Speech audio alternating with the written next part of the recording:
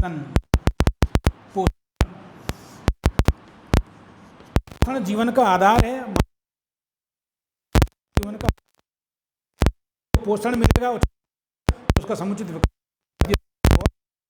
उसका, तो देखिएगा भोजन के रूप में हम पोषण क्या करते हैं, पोषण किसे कहते हैं, पोषण क्या है, क्या परिभाषा है इसकी, तो देखिएगा इसमें ध्यान देना। पोषक पदार्थों को प्राप्त, उनका पाचन, अवशोषण, स्वांगीकरण एवं पाचन, अवशोषण, स्वांगीकरण करके उपयोग करने की प्रक्रिया क्या कहलाती है, पोषण कहलाती है। क्या है कि जीवों द्वारा पोषक पदार्थों को प्राप्त कर उनका पाचन, अवशोषण, स्वांगीकरण करके उपयोग करने की प्रक्रिया को पोषण कहते हैं। तो इसके बार परिभाषा देखें आप कि जीवों द्वारा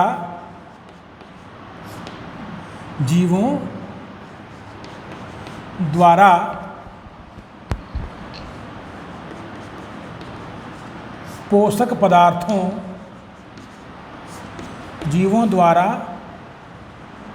पोषक पदार्थों को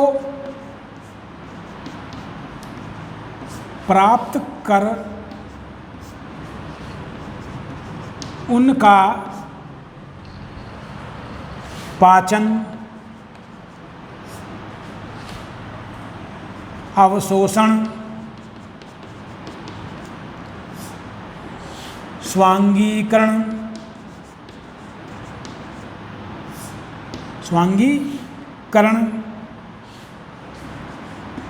कर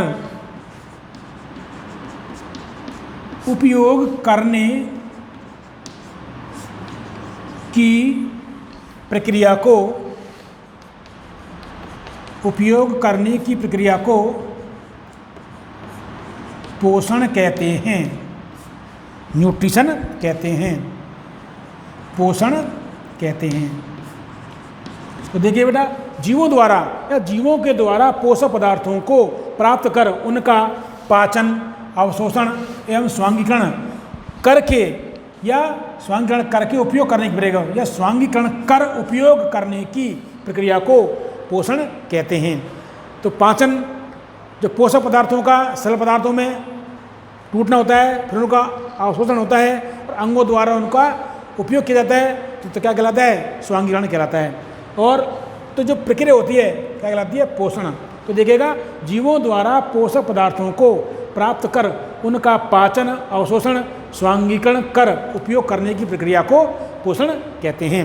अब प्रश्न आता है कि पोषक पदार्थ क्या होते हैं, पोषक पदार्थ क्या, पोषक पदार्थ आया यहाँ पर, मेन जो टॉपिक है इसका आप देखिएगा पोषक पदार्थ। प्रश्न आता है कि पोषक पदार्थ क्या होते हैं, नाम बताइए, पोषक पदार्थ या तत्व। तो देखिए बेटा, पोषक पदार्थों के बारे में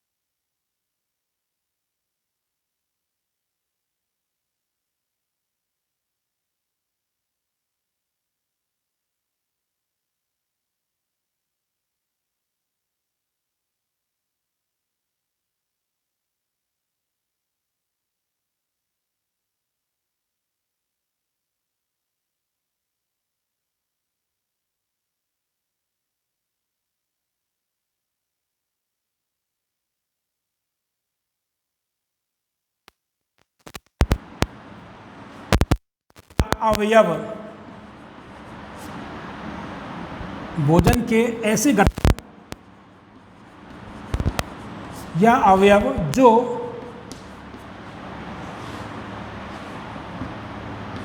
किसी जीव के शरीर, जो किसी जीव के शरीर की वृद्धि,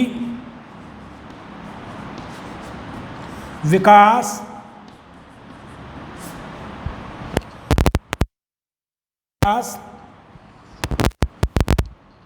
और मरम्मत के लिए, वृद्धि, विकास और मरम्मत के लिए आवश्यक होते हैं, तो उन्हें पोषक पदार्थ कहते हैं। क्या कहते हैं बेटा? भोजन के ऐसे घटक, क्योंकि भोजन घटक होते हैं को संतुलित,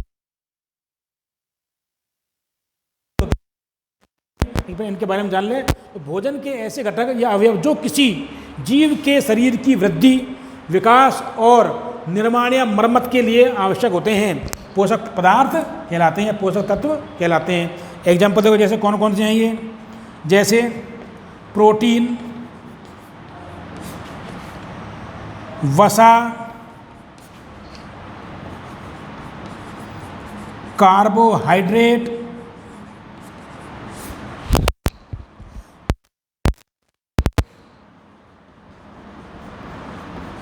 विटामिन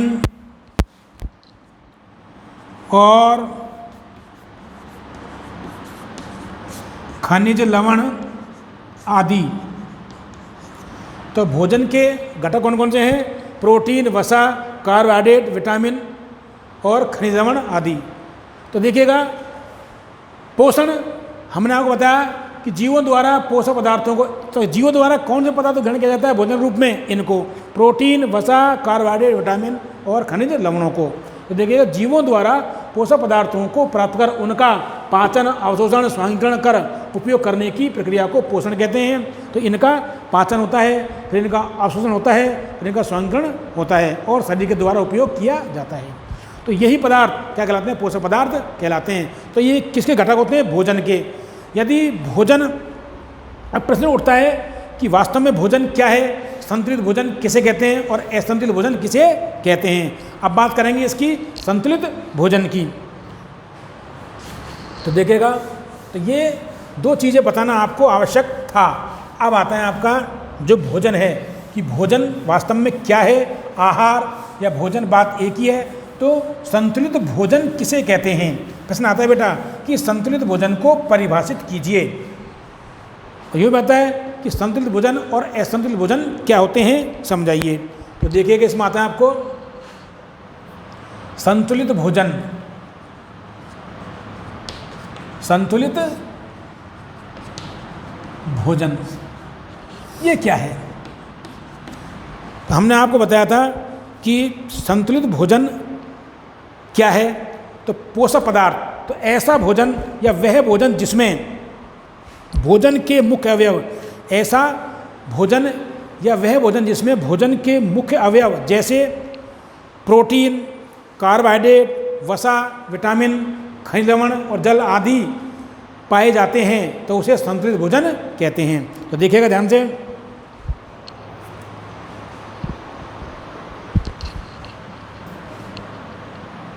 परिभाषा देखें इसकी।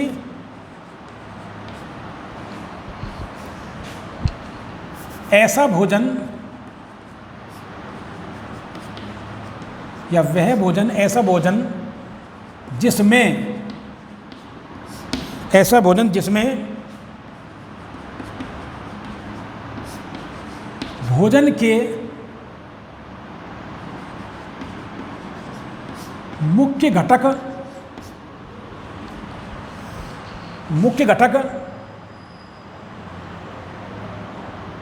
या अवयव बात एक ही है, मुख्य घटक जैसे प्रोटीन, वसा,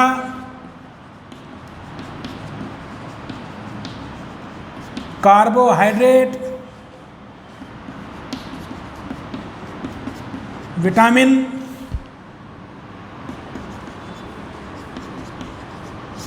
खनिज लवण और जल आदि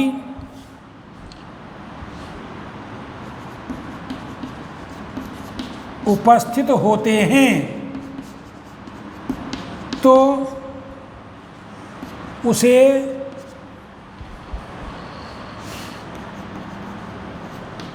संतुलित भोजन कहते हैं। तो देखिए बेटा, यदि आपको परिभाषा लंबी लगती है तो इसको शॉर्ट कर लो। कैसे? ऐसा भोजन जिसमें भोजन के मुख्य अवयव उपस्थित होते हैं क्या कहलाता है? संतुलित भोजन कहलाता है। अब भोजन के मुख्य अवयव आपको पता है, पोषक पदार्थ। अब पोषक पदार्थ कौन कौन से होते हैं? देखिए ध्यान से, प्रोटीन, वसा, कार्बोहाइड्रेट, विटामिन, खनिज लवण और जल, ये सारे क्या हैं? पोषक पदार्थ होते हैं। तो ये जो पोषक पदार्थ होते हैं यदि ये भोजन में उपस्थित होते हैं तो भोजन संतुलित भोजन कहलाता है। और असंतुलित भोजन क्या होता है? यदि इनमें से किसी पोषक पदार्थ की अनुपस्थिति होती है या पोषक पदार्थ नहीं पाया जाता है तो उसे असंतुलित भोजन कहते हैं। तो देखिएगा, असंतुलित भोजन, असंतुलित भोजन मतलब ऐसा भोजन, मतलब असंतुलित हो जाता है। तो ऐसा भोजन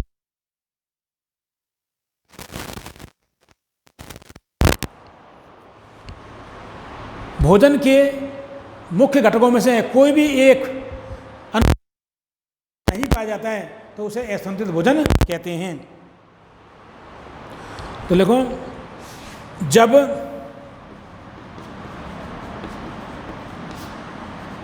भोजन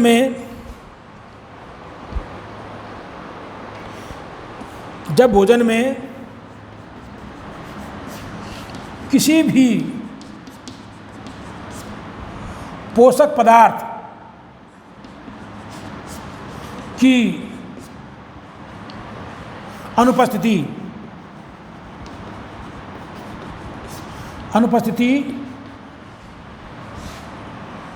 होती है तो उसे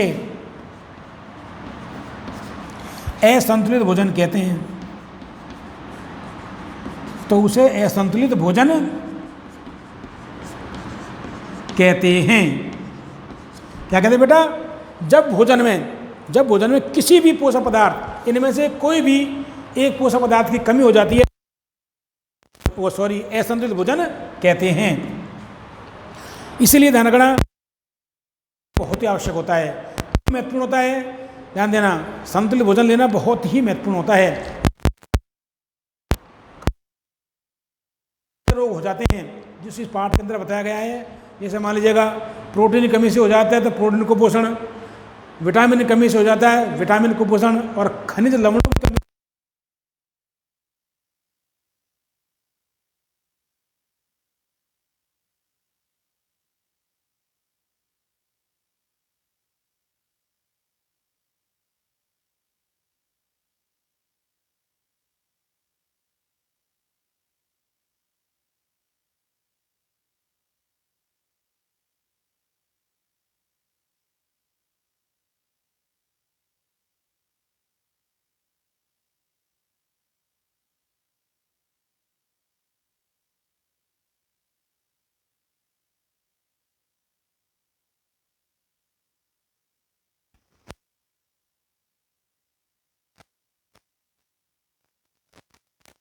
की आवश्यकता किसी जीव को या हमको क्यों होती है?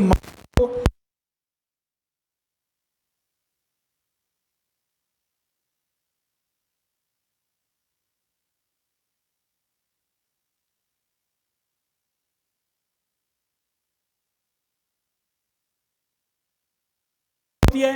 क्योंकि ध्यान देना, पहला पॉइंट आपको कि संतुलित भोजन शरीर को मजबूत बनाता है। कैसे बनाता है? संतुलित भोजन शरीर को मजबूत बनाता है। रोगों से लड़ने के लिए रोग प्रतिरोधक क्षमता का विकास करता है। रोग प्रतिरोधक क्षमता अर्थात इम्यूनिटी को बढ़ाता है। और ध्यान देना, इसमें आगे दे रोगों से लड़ने के लिए रोग प्रतिरोधक क्षमता का विकास करता है। और मस्तिष्क संतुलित भोजन, यदि हम संतुलित भोजन लेते हैं तो मस्तिष्क को तेज करता है और याददाश्त तो बढ़ाता है या स्वस्थ रखता है। तो ये 3 चीज़ें हैं जिनके कारण हमें संतुलित भोजन की आवश्यकता होती है। पहला है जो हमने आपको बताया था कि संतुलित भोजन शरीर को मजबूत बनाता है। पहला है शरीर को मजबूती प्रदान करना।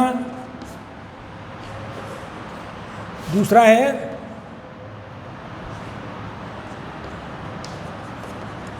रोग प्रतिरोधक क्षमता, रोग प्रतिरोधक क्षमता को बढ़ाना। और तीसरा है दिमाग या मस्तिष्क को तेज एवं स्वस्थ करना। तो देखिएगा संतुलित भोजन की हमें आवश्यकता क्यों पड़ती है? शरीर को मजबूती प्रदान करता है संतुलित भोजन। दूसरा है रोग प्रतिरोध क्षमता को बढ़ाता है, अर्थात संतुलित भोजन के अभाव में रोग प्रतिरोध क्षमता, रोगों से लड़ने की क्षमता या मानव शरीर को रोगों से लड़ने की क्षमता कम हो जाती है यदि भोजन असंतुलित होता है। तो इसलिए संतुलित भोजन बहुत ही आवश्यक होता है। और यह दिमाग अर्थात मस्तिष्क को तेज एवं स्वस्थ करता है, इसलिए हमें संतुलित भोजन की आवश्यकता पड़ती है। संतुलित भोजन की आवश्यकता पड़ती है। अब देखिए यहाँ ध्यान से, प्रश्न कैसे आता है परीक्षा में, देखो आप, संतुलित भोजन किसे कहते हैं? संतुलित भोजन मानव को संतुलित भोजन क्यों आवश्यक है? 2 कारण बताइए। प्रश्न कैसे बनेगा कि संतुलित भोजन किसे कहते हैं, मानव को संतुलित भोजन क्यों आवश्यक है, 2 कारण बताइए। ऐसे प्रश्न बनता है। तो बेटा ये आपका परिभाषा हो गई संतुलित भोजन की और ये आवश्यकता हो गई। इसके बाद में आपको आता है कि कुपोषण किसे कहते हैं? कुपोषण किसे कहते हैं? प्रश्न आता है आपको, कुपोषण किसे कहते हैं?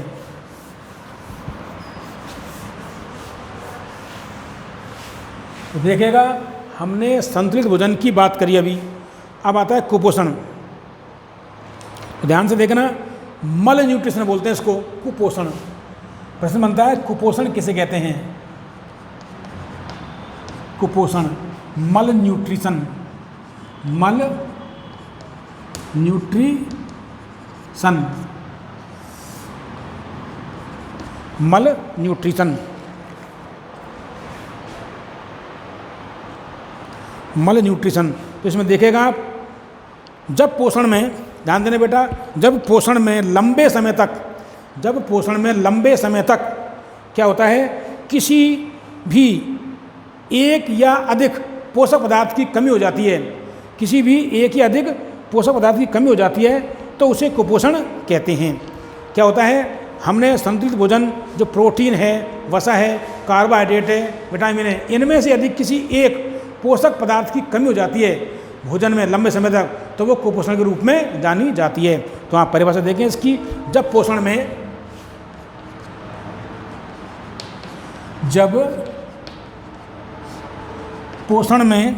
लंबे समय तक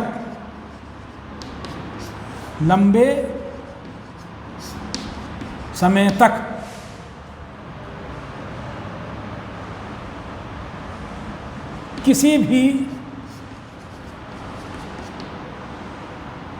जब पोषण में लंबे समय तक किसी जब पोषण में लंबे समय तक किसी भी एक या अधिक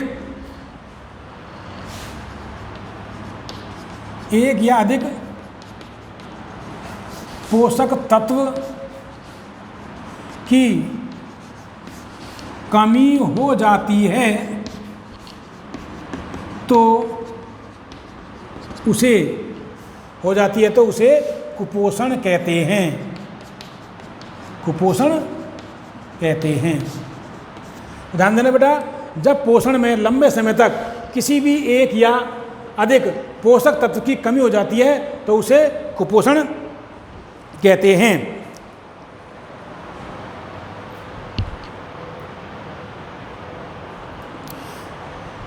तो देखिए कुपोषण का रूप ले लेता है वो। आगे देखिएगा, जैसे देखें आप एग्जाम्पल के रूप में विटामिन की कमी, इसमें ले लीजिए आप प्रोटीन की कमी से, प्रोटीन की कमी से ध्यान देना, जब ये लंबे तो वह प्रोटीन कुपोषण के रूप में दर्शित होती है। तो प्रोटीन की कमी से क्या बन जाएगा? प्रोटीन कुपोषण। प्रोटीन कुपोषण। इसी प्रकार विटामिन की कमी हो जाती है, विटामिन की कमी से विटामिन कुपोषण। विटामिन कुपोषण। जब भोजन में लंबे समय तक विटामिन की कमी हो जाती है। विटामिन कई प्रकार के होते हैं, vitamin A, B, C, D, E, K, इसके बारे में हम चर्चा करेंगे अभी। तो विटामिन कुपोषण। इसी प्रकार खनिज या किसी खनिज तत्व या खनिज लवण की कमी हो जाती है। भोजन में खनिज लवण की कमी से खनिज कुपोषण। खनिज कुपोषण। तो देखिए बेटा, कुपोषण, जब पोषण में लंबे समय तक किसी भी एक या अधिक पोषक तत्व, तो ये सारे क्या हैं? पोषक तत्व हैं, पोषक पदार्थ हैं। अब पोषक पदार्थों के बारे में हमने आपको बता दिया। ये शरीर की वृद्धि, विकास एवं मरम्मत के लिए आवश्यक होते हैं, दिमाग को तेज करते हैं, याददाश्त को बढ़ाते हैं और रोग प्रतिरोधक क्षमता बढ़ाते हैं। इसी कारण यदि किसी प्रकार भोजन में इनकी कमी हो जाती है, इन तत्वों की, तो वो कुपोषण का रूप ले लेती है। तो इसी आधार पर कुपोषण कई प्रकार के होते हैं। प्रोटीन कुपोषण, प्रोटीन भोजन में लंबे समय तक प्रोटीन कमी से प्रोटीन कुपोषण हो जाता है। इसी प्रकार विटामिन की कमी से लंबे समय तक यदि भोजन में किसी विटामिन की कमी हो जाती है तो वह विटामिन कुपोषण कहलाता है। इसी प्रकार खनिज तत्व बहुत होते हैं हमारे शरीर के लिए, तो इस खनिज लवण की कमी से खनिज कुपोषण कहलाता है। अब हम कुपोषण के बारे में चर्चा करेंगे। तो ध्यान देना, कुपोषण का प्रभाव सबसे अधिक कहाँ पड़ता है? ध्यान देना, शारीरिक एवं मानसिक दोनों व्याधियों में होता है। तो ध्यान देना, दोनों प्रकार की दुर्बलताओं में होता है। तो देखो कुपोषण का प्रभाव, कुपोषण का वास्तविक प्रभाव शारीरिक एवं मानसिक दोनों प्रकार की दुर्बलताओं के रूप में होता है या दिखाई देता है या प्रकट होता है। तो देखिएगा,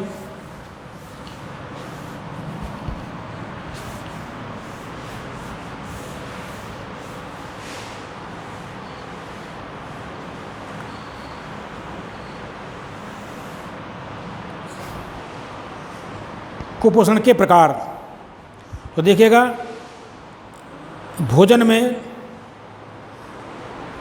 भोजन में पोषक तत्व, प्रोटीन, विटामिन, खनिज आदि की कमी होने से कुपोषण भी कई प्रकार का होता है। विटामिन कुपोषण और खनिज कुपोषण और प्रोटीन कुपोषण। तो प्रश्न बनता है कि विटामिन, पहले पढ़ेंगे विटामिन कुपोषण।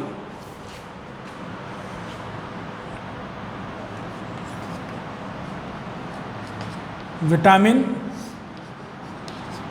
कुपोषण, इसके बारे में चर्चा करते हैं।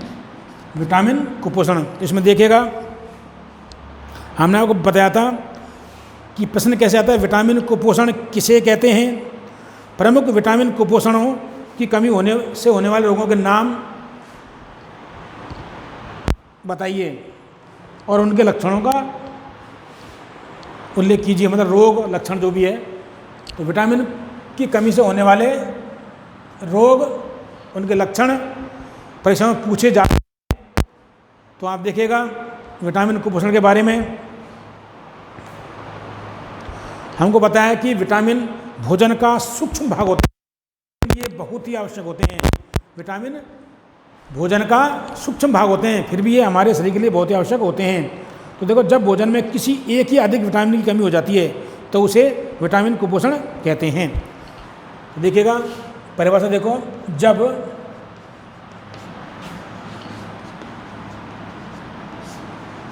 भोजन में किसी एक या अधिक विटामिन की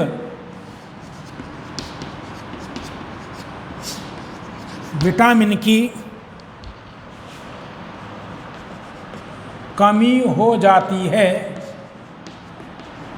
तो उसे विटामिन कुपोषण कहते हैं। ध्यान देना, जब भोजन में किसी एक या अधिक विटामिन की कमी हो जाती है तो उसे विटामिन कुपोषण कहते हैं।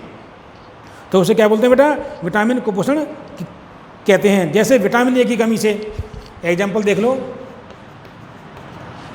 जैसे विटामिन ए की कमी से कौन सा रोग होता है? रतौंधी, रतौंधी रोग हो जाता है। तो रतौंधी रोग में क्या होता है? प्रकाश एवं अंधेरे में व्यक्ति को दिखाई नहीं देता है, तो ये विटामिन ए की कमी से रोग हो जाता है। तो विटामिन इसी प्रकार आगे देखेगा,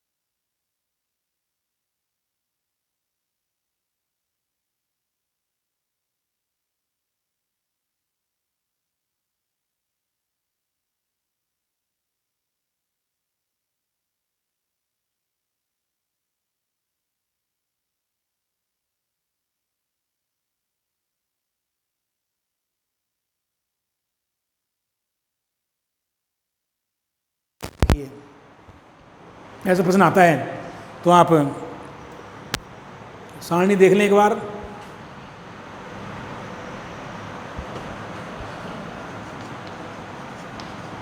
प्रमुख विटामिनों की कमी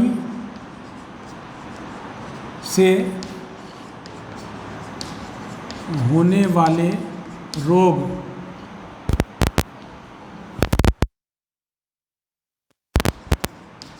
उनके लक्षण, ये आपका हेडिंग रहेगा।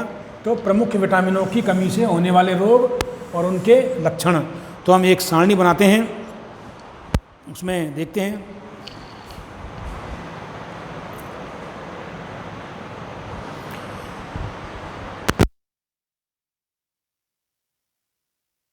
मेरे को आज का टॉपिक इतना ही बहुत है बेटा, धीरे धीरे पढ़ाएंगे।